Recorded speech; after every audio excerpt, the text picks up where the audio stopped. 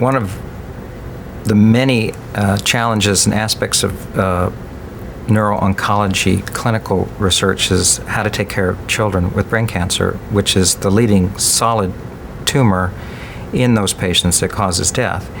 And the other component of that is that there are many, many more adult patients than pediatric patients.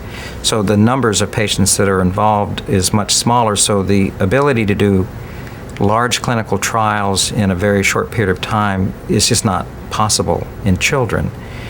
There's other issues and challenges, and that is the stigma about using drugs in children that have not yet been fully tested in adults. Because they're a vulnerable population, many industry groups will say, I'm not going to treat a child with our drug until we find out what happens to adults. They don't want a bad outcome, but in effect, what this does is limit access or delays access to, I think, very novel therapies in children because of this bias against using them early on in these diseases. The other challenge in pediatric neuro-oncology is that their diseases are very different than adults. Not only the diseases are different and the biology and genetics are different, but the child is different. So their brain is less developed. We have to take that into account. There are many things that prevent us from using radiation, which is a very effective therapy, for instance, in adults, that we would never want to use in an infant, which would be devastating to their ability to develop cognitively, intellectually, and hormonally, or just normal growth. So there are multiple challenges. The way that children handle drugs is different than adults. Dosing.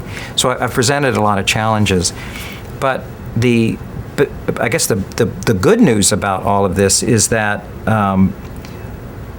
more children enter clinical trials than adults across the board, and particularly in brain tumors. And for whatever reason, there is a greater likelihood of getting information about children with brain tumors treated on a clinical trial than adults. In adults, maybe 10% of patients are treated on clinical trials, which is very unfortunate. In children, the majority of children are treated on clinical trials.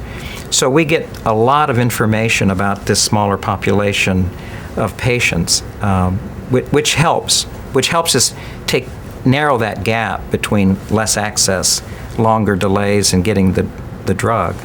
The good news is that we have this great opportunity to get new information quickly because most children are treated. So it's not hard to say, this is what's going to happen if you do this, as opposed to a lot of patients being treated, you never know what happens to them.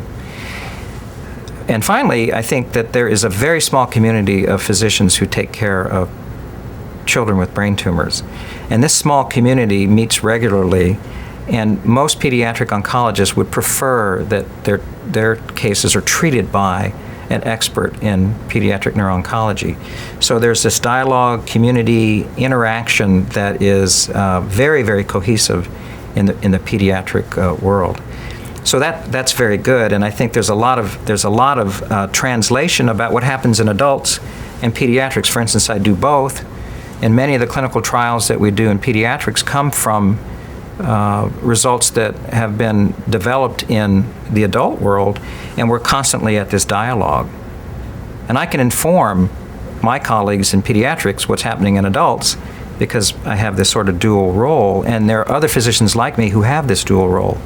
So we do research in adults knowing that very quickly I want to bring this into a pediatric realm. And I think that's helping usher in some of these new studies into children.